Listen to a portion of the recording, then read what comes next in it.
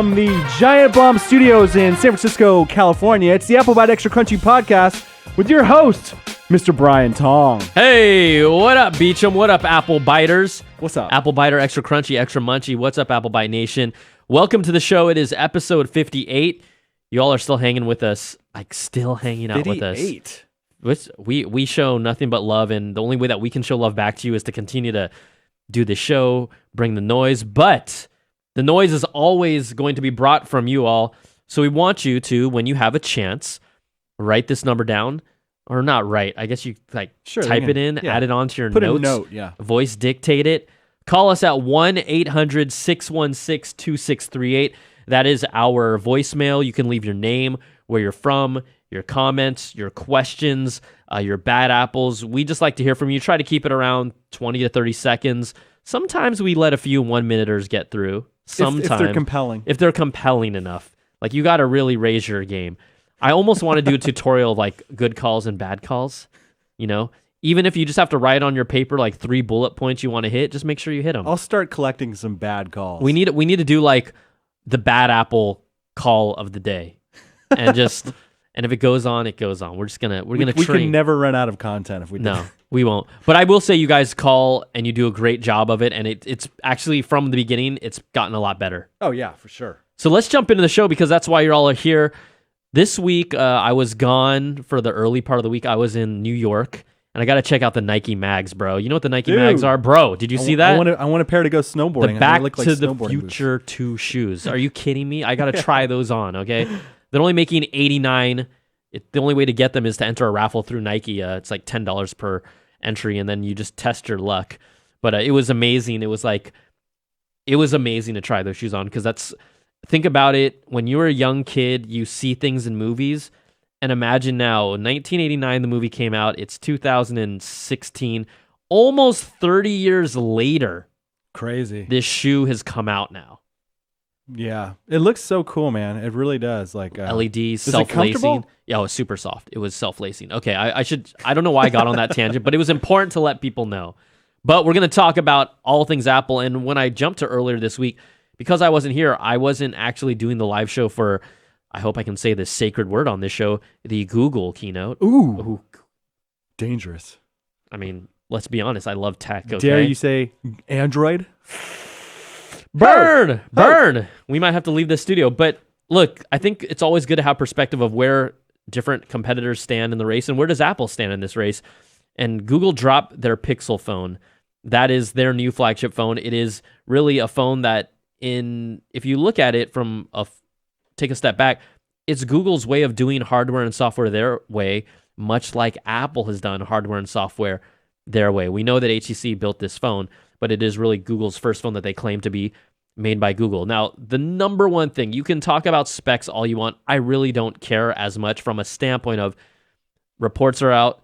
Apple's iPhone destroyed it in a Geekbench benchmark test. But Booyah.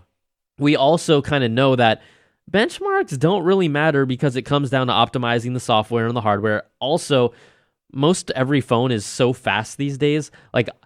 It's hard for me to argue to say, the top 4 phones in the industry right now one of them is really slow. They're all more than capable.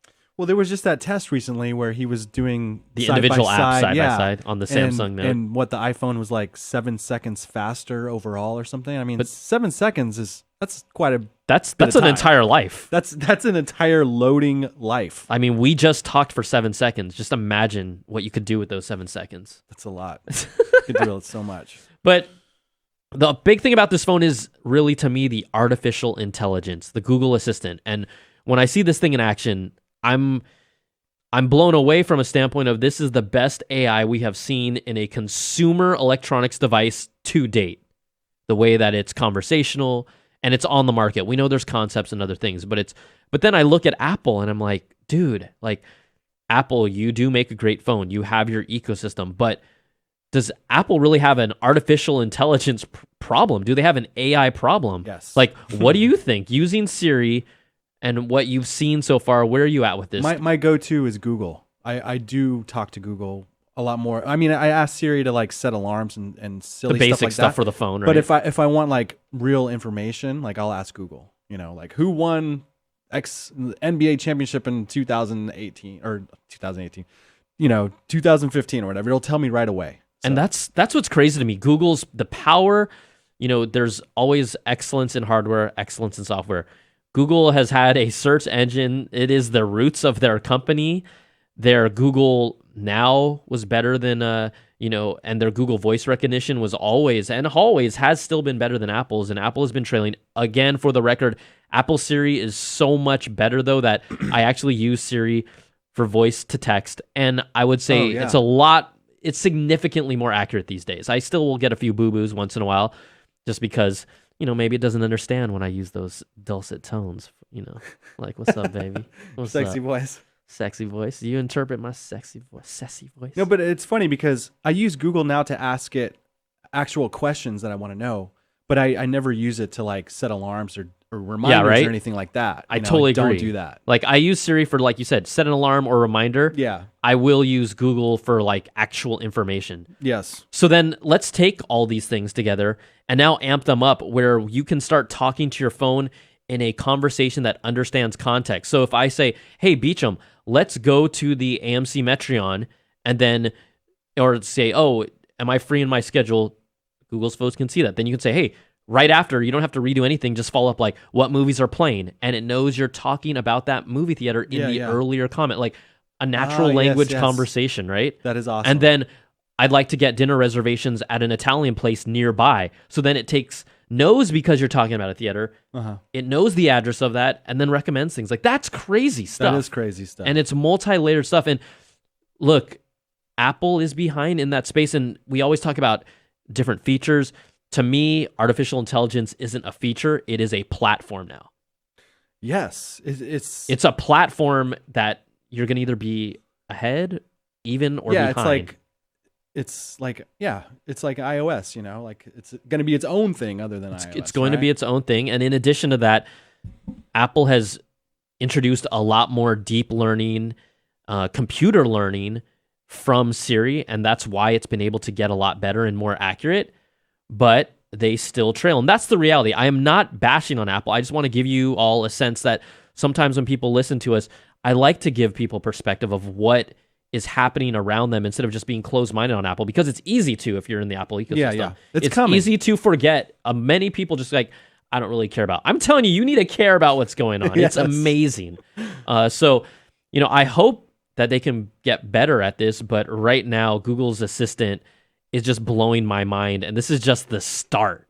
Like, I know, this tip of the iceberg, right? This is the moment where artificial intelligence and consumer electronics are really going to start to take off. We all know about voice assistants, but when I talk about artificial intelligence, this is what we're talking about. So, it's an exciting time for tech. It's a little disappointing. And then just to even talk about what the competition is doing, Samsung just acquired Viv. Now, I don't know if we've talked about Viv, but Viv is also a very smart, multi-tiered, multi-layered AI.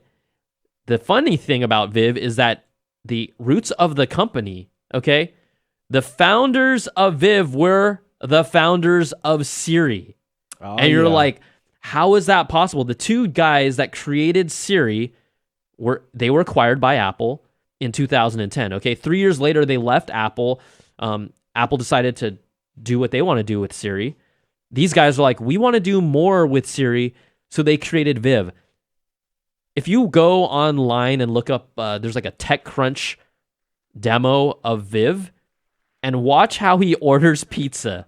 It's not just ordering pizza. It's like adding in ingredients, taking away ingredients, asking for different cheeses. Like, you're like, what? And it's happening in a single flow conversation. Is it on this video? Through your phone. Yeah, I mean, you won't be able to, you're just showing people what it looks like that can see this. But it like blew my mind. So that's interesting. So Samsung has acquired this company, the company that Apple originally acquired. Apple decided to do something different for it, and they're like, we're going to make Siri even better with this thing called Viv. Yeah, that's crazy. So what happened? Like, these guys, did they hit a wall with Apple or something? Like, who knows what happened, but why would they? I think the reality is that in the past, they had said they didn't necessarily bump heads with Apple, but the creators of Siri, the two names, Adam Chair and Chris Brigham, they said that Apple wanted to go with a different direction and use Siri differently. And if you look at how Siri was used, it was used as a voice assistant. based on specific tasks. It wasn't used as an AI.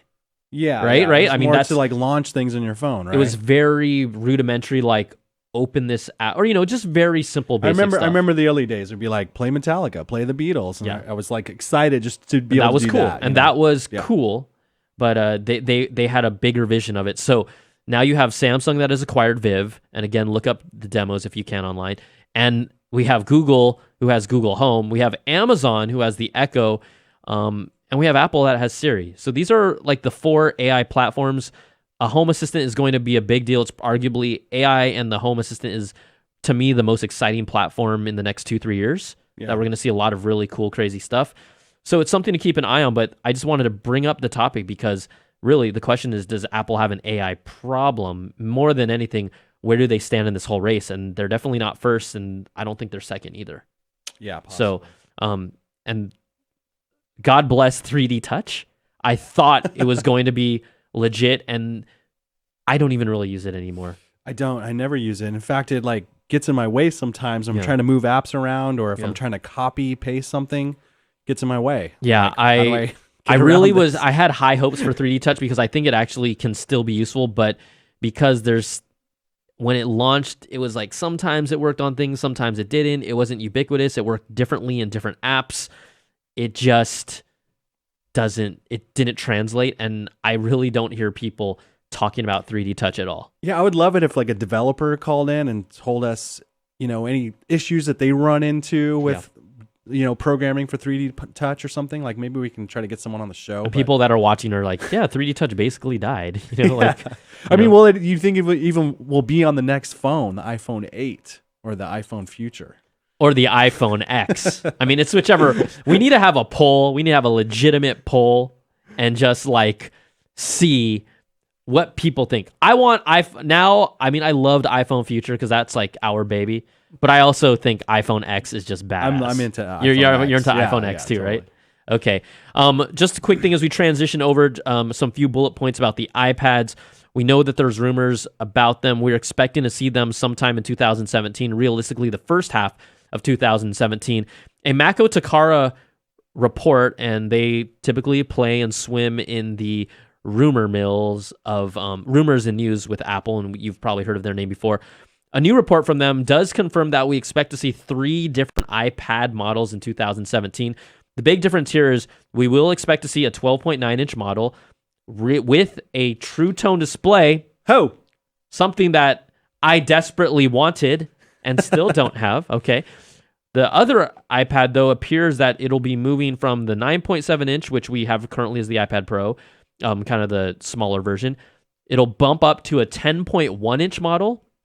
And then, if this report is to be believed, the iPad Mini will be refreshed into the iPad Mini Pro, still at 7.9 inches, but we'll have everything, a True Tone display, the 4-corner speakers, better processor, yada, yada, yada. So the iPad Mini may still have life according to this report. We'll have to wait and see. Cool. Find it interesting. And another thing related to that is that an alleged benchmark of the A10X processor, if you're familiar with how Apple does their processors for their phones, typically, right, single numbers, A7, A8, A9, when they customize it or boost it for the iPad line specifically, you'll get an X in it. Sometimes they'll use a lower end processor in kind of something like the iPad Mini, but according to benchmarks that have leaked out, the A10X is real, and it absolutely destroyed the iPhone 7's A10 processor. I wonder why that is. Like, how much different is it? Is it larger? I don't understand why it would be so much faster than. They just added more. Where's the beef? They just optimize it. Yeah, where's the beef? Just to give you, these are numbers that I don't want you to remember, and we really shouldn't care. But the iPhone 7 and 7 Plus for single core performance coming around 3,500 and 5,600 for multi-core test. This is like a benchmark score. The A10X device came in at 4,236 for a single core and a 6,500 score for the multi-core test. So it's not like it's about 20% faster, basically. That's still pretty juicy. And if you like, some people say, I don't care about iPads. I don't even use iPads anymore. honestly, I might be one of the few people that care about iPads like religiously because I travel with it, and it is my favorite. It is my ultimate travel buddy. iPad Pro. iPad Pro. You got to watch that if you know it. Okay, we're not going to take a break this week. We actually are completely unsponsored, meaning we can say whatever we want. This show is sponsored by CNET.com.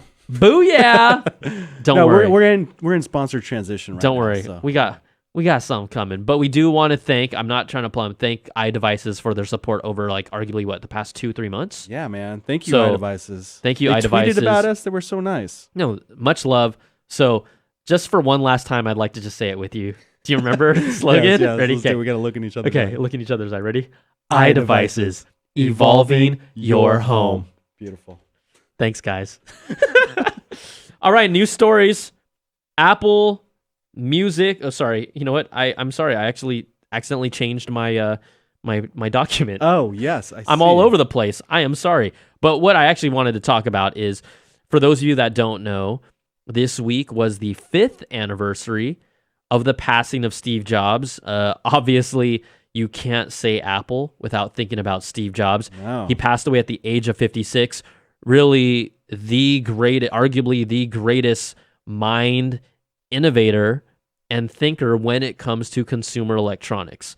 So I just wanted to kind of open it up because, everyone has memories or thoughts or stories about Steve Jobs and how they impacted him. So I kind of wanted to hear from you, Beecham. When you think of Steve Jobs, what do you think about? What stands out? Oh, definitely the iPhone. I mean, changed my life completely. I still have my own small business, and that's my computer, my work phone, my work computer, my security camera, my everything. I remember the first time I held one. I was working for GameSpot, and one of my coworkers had it, and he handed it to me, and I was like, it was incredible. It literally blew my mind at the time. If you have to rewind back, and everyone that's watching, if you guys can chime in, we'll shout out a few of the things that you guys say of what comes to mind when how it changed the game. I remember my phones before that were a Motorola Razr and then the T-Mobile Sidekick. Okay, it had a keyboard, it had a flip screen. I love the Sidekick to this day. I wish they made something like that. Okay, yeah, it was so cool. But then the iPhone, I was like, what the hell is I never knew. It's one of those things you didn't even realize a device could do this. We saw Blackberries and other phones like the Palm and stuff like that, but nothing ever like that. Never like the iPhone. I can't remember the words exactly, but he's like, it's a phone, it's a music player, and it's an internet browser, and everyone's like internet connected device, or and he's something like that. A phone, a music player, just and an internet browser, head. and everyone's like. That was amazing because everyone was first like, oh yeah, and then they were like, oh shit, everyone's like, dude, and they started it's all one thing. I get it. So it was someone says internet communicator. I don't exactly remember the words because look, don't hold it against me because you don't know either. Okay, But I do in remembering Steve Jobs, I do want to tell a few quick anecdotal stories that I had because people that don't know. A long time ago, I used to work at the Apple Palo Alto retail store. This was the second retail store in the chain, and it was also Steve Jobs' store. So he would come by on the weekends. He would sometimes just make a surprise appearance. He would come typically on a bike with a basket with his son, and they would hang out in the store. But I do have a few cool stories from it. One is probably one of the funnest memories that I actually had is that he came in at the time, VP of Hardware John Ruby, they called him Ruby, John Rubenstein. They had executives from Canon, and they wanted to show people. They wanted someone in the store to show them iLife. And it's funny you talk about iLife because I feel like every week we get people calling what's up with iLife, all the right? Time. Or, iLife is what really set up the Mac as the home, from music to photos to movies to DVDs. I still love iDVD even though it's gone now. Okay. So basically, they pulled me aside, my manager, and said, we want you to do a demo for Steve and Ruby and these execs at Canon. So they put me in this corner with freaking 6 people, Steve Jobs being one of them. And I kid you not, about an hour and a half to 2 hours, starting from This is the iPod, and this is how it seamlessly works with your music. This is your photos and how it works with iPhoto. This is your movie. Let me edit a mini movie super cool, man. and then port it to iDVD. The whole awesome. time, okay? Like Steve Jobs was just kind of watching and like nodding his head. He didn't say anything. He interjected a couple times, but he didn't interrupt me. Because he knows all that stuff, like almost better than you, right? I was like, dude, don't F this up, Tom. Yeah, hell and I'm yeah. like a young buck, so you're like, holy crap, it's Steve Jobs. At the end of this whole damn thing, all he did was say, thanks. Just pat me on my shoulder, just walked away. But I was like, That's good, though. But I was like, you hear all the stories how he would like, quote unquote, fire people in an elevator. I mean, So, you got away clean. Yeah. dude, I was like, dope. Okay, so 5 points BTZ. Okay, another fun story. This does not have to do with me at all, but you get a lot of times where he's purchasing things at the counter, and it's his store, right? It's an Apple store. Yeah. And so, like, a lot of times, some of our retail associates that had never dealt with him would be like, they get nervous, and then they'd be like, so, do I just give this to you, or do I give you the employee discount? That's what I would ask You know, too. he's I'd be like, do so I how do just hand I this to ring you?" this out? You know, he would buy software and like all the time, and he'd be cool about it. He's just like, oh no, like you could tell people are super nervous around him, and he'd just be I like, would- no, just charge it. His his whole personality was like intense, right? Like, could you imagine seeing the person that basically is responsible for a lot of enjoyment that you have in life, and to mention and like your a job, paradigm shift in dude, the world. yeah, like a great mind of the world. That's kind of crazy, right? He's like there. It's like, Yeah. you know, basketball fans, Michael Jordan, you know, tech fans, Steve Jobs, you know, it's like, Galileo. yeah, like He's up there with Einstein, Einstein. like straight up, right? So, yeah. Okay, wait. I found the thing which where thing? he's doing the thing. Here. Okay, let's see. Oh, where's the sound? Internet communications device. Okay, here we go. So Here goes. Wait. I'll let him listen. So, 3 things. A widescreen iPod with touch controls, a revolutionary mobile phone, and a breakthrough internet communications device. Watch this when he said.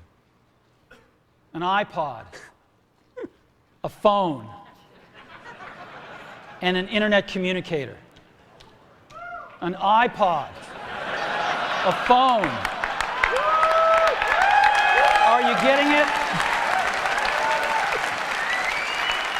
These are not That's the magic. That's 3 the magic separate right there. devices. This is one device.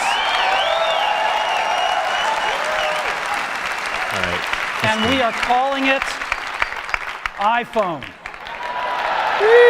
Today, All right. today. So Apple I is remember going to being there reinvent in that moment. the It was like phone. You were there at yeah, that because event? I worked before That's like a historical. before I worked for this company called Spec Products. This is a case company, and we were obviously at that keynote as well. That's awesome. So it was fun. So you were one of the Apple people in the crowd, like clapping, like. I would never do such a thing. No, but we always make jokes. Yeah, like, oh yeah, at yeah. every Dude, keynote, all there's the a bunch of time. Apple employees like really clapping for whatever always they clapping. say. But for on this day, it was legit Yeah. clap. I do have one more quick story. This is a fun one. Steve Jobs was at the register buying something, and a customer was right next to him. It was a lady, and the customer said, "Oh my goodness, you look so familiar." And we're like, there's 3 of us working at the table. We're like, oh man, this is not gonna go well. It's like you just feel that, oh, this is so like awkward. Yeah. And she said, "Where have I seen you before?" And he looked at her and she's like, oh, I forgot. Yeah, she's like, "Where have I seen you before? Do you work for Apple?" And everyone's like, oh my gosh. And Steve Jobs turned to her, he's like, "Yeah, the Mac division." And she goes, "Oh, okay." And then he smiles, nods, and walks out the store. And then I said to her, "Do you realize who that is?" And she's like, "No, who was that?" And we said, "That's Steve Jobs." And she said, "Oh my gosh, I can't believe it. I used to work at Apple." Wow. She clearly didn't pay attention to her job. No wonder she used to work at Apple. Yeah. It was a funny moment. But you know, sometimes people get all like flustered about that, right? I get starstruck, man. I see Who- like a big famous star. I like can't talk. There's not too many people I get starstruck by. I get starstruck by creators of things that I loved growing up. Yeah. Totally. Like I could tell you who I was starstruck with, but then he's kind of my friend now, so it's like I'm not anymore, but he like Ed Boon, the creator of Mortal Kombat. Oh yeah, I got to meet I him too. freaking like, Super cool. and he watches our stuff. Does he really? Yeah. That's awesome. So when I first met him at an E3, he called me by name, and I'm like, huh? And I thought a PR person told me, he's like, did you no, like Apple pass out? No, I was just like, dude, literally my childhood hero. Like, come on. That's awesome, like, man. if anyone knows me, they know like how hardcore I am about Mortal Kombat. It's kind of crazy. Okay, back to the show, right? But those are just 3 stories that we just wanted to talk about in, remembering Steve and just like kind of those crazy things that happen. Fun, like, man. dude, the iPhone, like for reals. Still rocking one right now. Seriously. On my like 5th one or 6th one. 5th. Yeah. I think I'm a little more than that. I just wanted to, even though we're transitioning over just like to talking about the iPhone, I'm going to skip this next story and just jump ahead to addressing some of the iPhone 7 issues that are happening and are going on. There have been reports that some iPhone 7s and even 6Ss have this, are basically activation locked. And what that means is when they turn on their phone to activate it, because you have to kind of authenticate it with a server, it's actually showing another user's email. No way. And so it's like unintentionally linked to another customer. That's funny. You obviously don't know their password, and so you can't get in the phone, which means you can't set it up, you can't sync it. And several people, more than like several, are saying that, yeah, they've had to go to Apple and request for an expedited replacement. But that really sucks. Like, you have your phone and you can't even activate it because it's under someone else's name. Can you email that person and be like, give me your activation number, please? Yeah, give me your Apple ID password, because I'm just gonna set this up in your name. That's not quick. important at all. No. These aren't widespread issues, but to be fair, we do want to bring up the fact that there was a report of an iPhone 7 that recently exploded, a single one up to this point. What has been reported is that the customer who received it exploded in transit. So he doesn't know how or why it actually exploded, but when he opened up his Apple iPhone in packaging, the phone was burnt up. You can see pictures of it online. The packaging was burnt out, but it didn't go any further than that. It kind of ended up extinguishing itself, whether there wasn't enough air to continue to feed that or not. It just ended up burning out like most of these phones do. But that did happen. He didn't have it on him or plugged in, but it's still kind of a semi-mystery. There you go. That's the picture. Look at the magic that Stephen Beacham does like during the show. Like, that is an iPhone that looks like it was burned, and there's a skeleton. I don't know where these pictures are all other coming random photos. The other thing is that an iPhone 6S, this is now roughly either the second or third story we've heard about a gentleman who had an iPhone 6S in his back pocket and it exploded. It gave him second-degree burns. This is an iPhone 6S. We aren't seeing anything as widespread as what's happening with the Galaxy Note 7, and I just think the whole Note 7 situation is a shame because there's a report about an actual replacement Note 7 potentially and actually setting on fire in an airplane, a Southwest flight. They don't know exactly all the details behind it. They're investigating it to see truly if it was a replacement phone or what's behind that, because they could arguably face a second recall if it's that serious. We aren't hearing it's very serious because it's a plane. It's a plane. You have the Federal Aviation, that's huge. Unfortunately, I didn't read the details. I don't even know if the phone was technically off or it was left on. So I for some reason I felt like I had read it might have been off, but correct me if I'm wrong, I don't know. But these are, these devices are getting more powerful. They're staying the same size. They're getting actually thinner. There's less room for heat dissipation, and we all want bigger batteries, and that's what the danger is. That's what we're getting. Therein lies the danger. Yeah, like my iPhone 3GS exploded, but it literally exploded. Yeah, it wasn't like there was no fire, there was no flames. But I'd already owned it for 2 or 3 years, and then it was having problems, and it broke down when my kid was getting born, which was like a huge bummer. I was like worried I was gonna lose all the pictures. But it had it turned off for like a day, and then I plugged it in to charge it, and it just expanded like the dude. It started warping, and you saw the phone just expanded, and the battery inside just exploded crazy. Inside. But there's no flame. I unplugged it right away, clearly. Yeah. But yeah, it happened to me. But I had already owned the phone for 2 or 3 years. But I don't know. Thanks to the magic of Periscope, people have told me that the gentleman on the Southwest flight was actually turning his phone off when it happened. So. Apple has been replacing their phones so far. They aren't doing any type of recall. We're not hearing it as a major widespread thing, but but that's happening. But here, look, just while we're staying in the iPhone news, I don't like to get ahead of ourselves too much, but you can't help but talk about like future iPhone stuff. Like you just can't help it. Yeah. And we know with the iPhone X or the iPhone Future. We already got a call like last week. Some guys like, can you tell me anything we know about the iPhone 8? It's true. And we're like, I can't take that. I can't take that call. Yeah, I can't please. take that call. No. But a new patent that has been granted to Apple and was found by Patently Apple has revealed that, we know one of the rumors is that this new phone coming out is potentially going to have no physical home screen, edge-to-edge glass, and the ability to detect your fingerprint on the phone. A new patent kind of backs this up, that we might see this, where it's a patent specifically for technology that can recognize your fingerprint to unlock the phone, not from a single location on the phone, but anywhere on the screen. That's crazy, because then it can also like collect other people's fingerprints Sure. who maybe steal your phone. Sure. And then like That's actually a cool idea. I did not think about that. Yeah, the police are like, oh, you got your phone stolen? Okay, do you have track my iPhone on? Okay, we got his fingerprint. Oh yeah, he's got a record. Dang, are you been watching CSI lately or something? This is like CSI Cyber, a Me and CBS Snowden. property I'm that good was friends canceled. with Snowden. We text from Russia. Me and Snow. Yeah. Snow. E-Snow. Yeah. E-Snow, he my homie. Snow's on the line. He's my homie. Oh, he's hitting me right now. What's up? Shut up. And finally, just this is a fun story. I don't know how many of you are into candles, or maybe like you like scented candles, or maybe you like to set the mood with that special someone. They're dangerous. Candles With a are candle? extremely dangerous. It can be dangerous. Check out this candle from 12 South, company based in Charleston, South Carolina. Didn't you do a camera story or a candle story a couple weeks ago too? Did I? Is this the same one? I don't know. Oh no, we did the candle that like lights itself. It's a smart I just candle. think it's so funny. You're like, here's another candle for you guys. Check it out. You're right.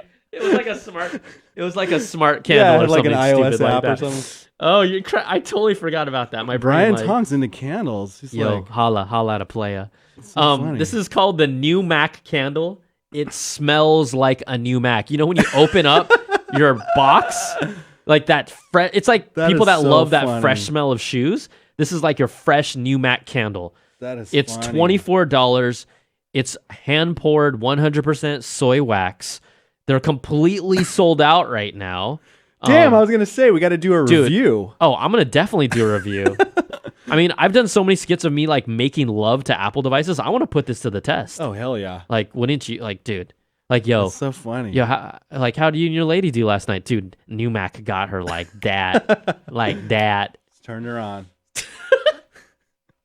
Anyways, Wow, look at that. Anyways, the new Mac candle scent website is from a 12 South. Look it up, everybody. It's pretty dope. Is that also like Apple font right there? Hand poured. Yeah, it looks soy like candle? they're before they used San Francisco font. I can't remember. Is that their San Francisco font is a little different than that, but yeah, that looks like Myriad Pro. pretty good. Way back in the day. So It's pretty good. see, that's how you know. That's how you know you're like loser status, when you know the fonts of the Apple fonts. Like, there's like, you can be a geek, and then you can be a super geek, and then you can be an uber geek. When you know the fonts, I know, right? of the company, you need to get out more. Yeah, when you work with some graphics artists too, you start to like really see fonts. Oh hell yeah! And and how fonts like affect your mood and stuff. it It's totally crazy. does. It's Totally. crazy. I'm all about that. I'm totally all about that. That's So funny. we have a specific font for Marco Sierra. Ah, It's very specific. So should we get to our voice calls, because we know this is all about you all Apple biters that call us in. So yes. let's talk to you and hear what you guys have to say. Got a lot of good calls this week, and here we go. Hi, Brian. Hi, Stephen. This is Jack Gaffney from Rancho, Illinois. Love the show. My question was, do you believe that Apple may one day, maybe not in the near future, but in the distant future, create a streaming movie service similar to how they created Apple Music, maybe like a Apple Movies, to compete with Netflix and other movie streaming services? Thanks. Bye.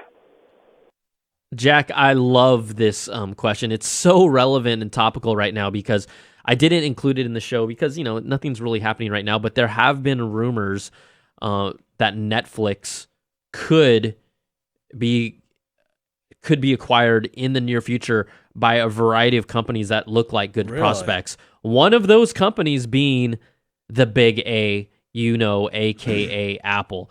Now, we don't know when it's going to happen. The other companies in contention right now are Disney, Amazon, and Apple. But here's why it makes sense from an acquisition standpoint.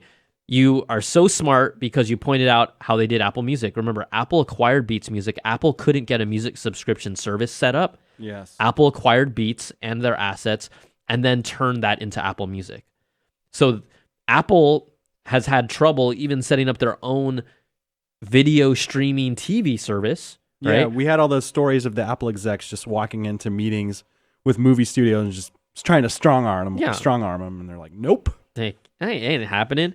And so Apple's has still yet to launch their own TV streaming service. It doesn't look like it's happening, but could they launch any type of video streaming service? If that was the case, Netflix would be it. Now, this is why it also works on the other end. Netflix, how about this? Netflix is pretty much, for the most part, has started to plateau from a standpoint of user base. They are still growing in subscribers, but not exponentially anymore. They've expanded internationally. And the way that Netflix has to make more money or more revenue is really from the content, right? We have all these awesome shows that they put out. Yes. But guess what? Shows cost a lot of money to support. So if your user base is still on like a $9.95 plan, we've seen when there's been resistance to be like, hey, we're going to bump up your subscription service to like $12 or $14. People ask why? Where am I seeing this? People are resistant to that. Where else can I go? Yeah, exactly, to get right? the same service? Exactly. So, to have a large company like Apple who is sitting on billions of dollars, much like Disney, much like Amazon, to be able to absorb those costs and almost in a way use Netflix as an arm for content for them. It's almost like it sounds silly, but like a marketing expense. Oh, Netflix is content, Totally. but what does it help do? Sell more devices. Yes. And so from that standpoint, I think it does make sense. I think Disney buying it could also make sense. Disney has worked out exclusive deals for content coming to Netflix first in the future, so they have a previous relationship. I don't think Amazon makes as much sense just because Amazon has Amazon Prime, right? Like, why? Yeah, why would they do that?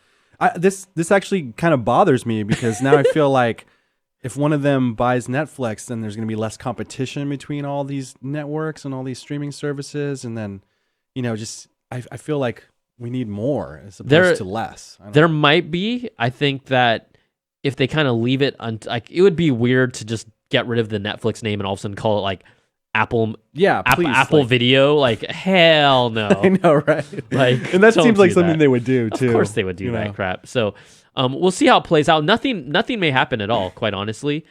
But Netflix is at a point where, well, I'm surprised because Netflix seems like I love Netflix. Like profitable, Yeah, you need to get on that.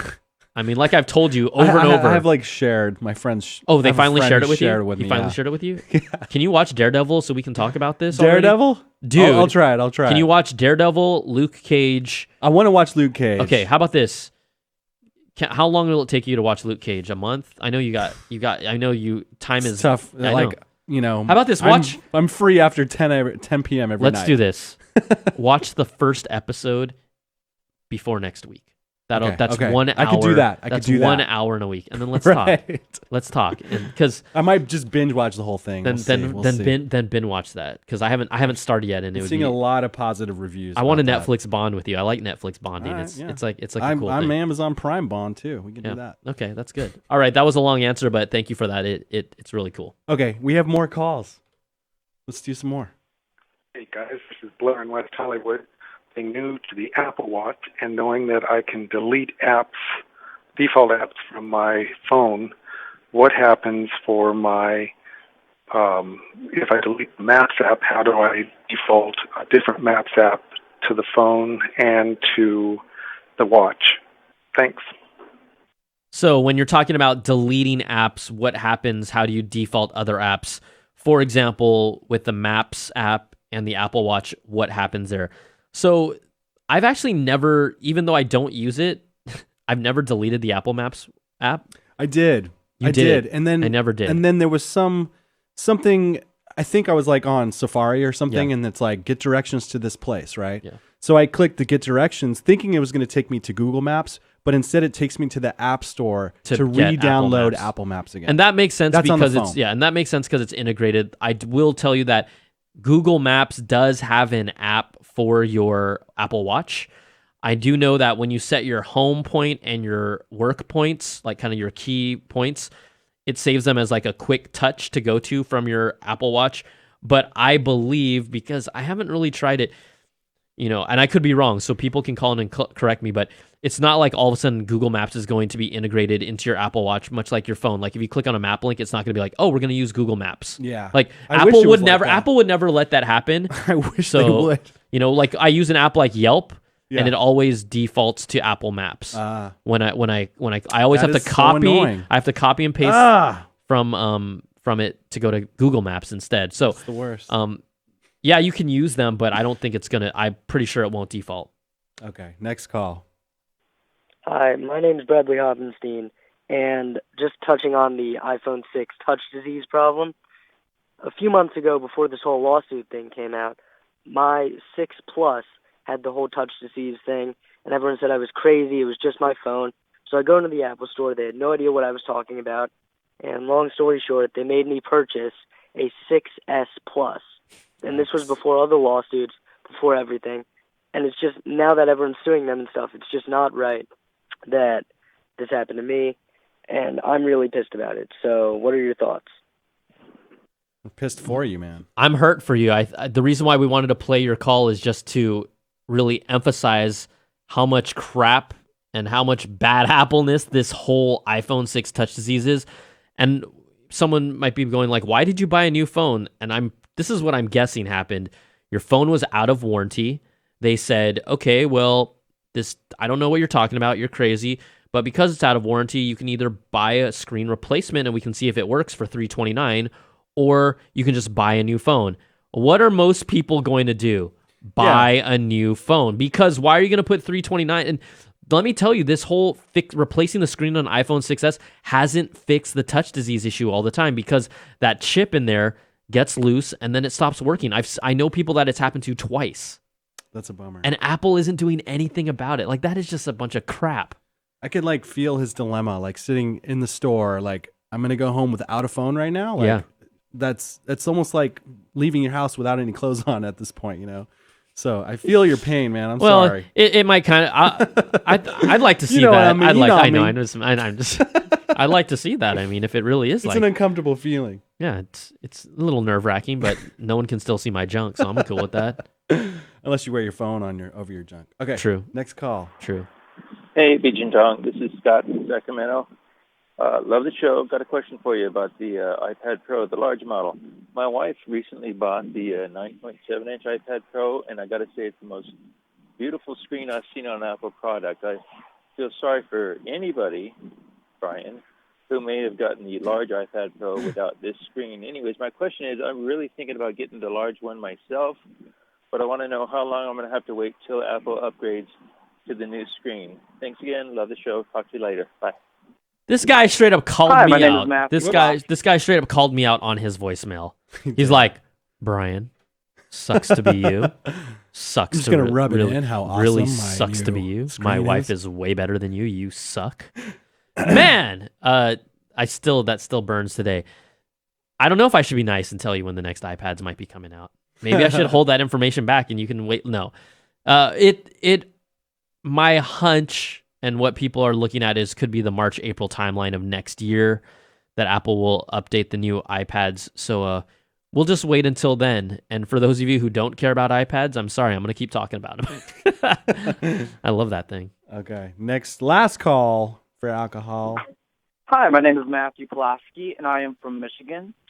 And my question for Brian is, on October 24th, which is the rumored date for the event that they'll be announcing the new MacBooks and stuff, do you think they'll release a new version of iLife and a new version of the desktop iWork? And by iLife, I mean like GarageBand and iMovie and stuff. Thank you, and have a nice day.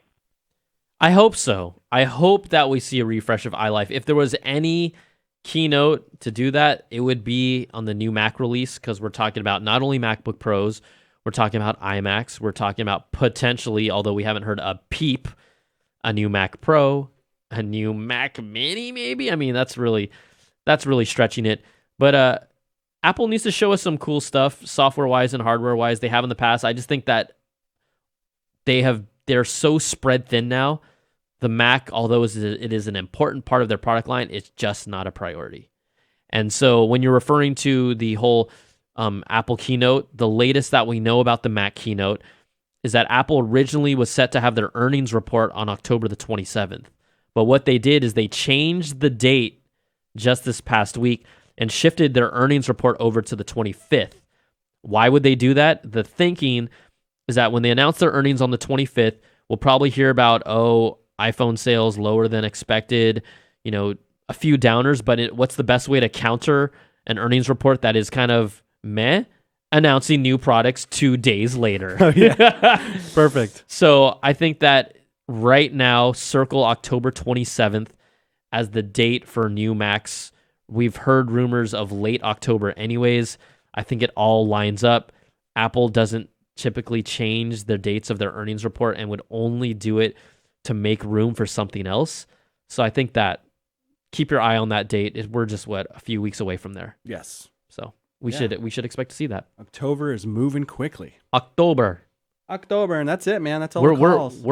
That's last call. That's last Last call. All right, everybody. Thank you so much for watching or listening. Really, mostly all y'all that are listening and just continue to have the Apple Byte Extra Crunchy Nation grow. Remember, call us 1-800-616-2638. Leave your name, where you're from, your message. But until then, we will see you guys all next week. Say goodbye, Beecham. Bye-bye. Peace. A revolutionary mobile phone, and a breakthrough internet communications device. An iPod, a phone, and an internet communicator. An iPod, a phone. Are you getting it? These are not 3 separate devices. This is one device. And we are calling it iPhone. Today, y'all, people on Periscope wondering what was just happening. We were watching, Steve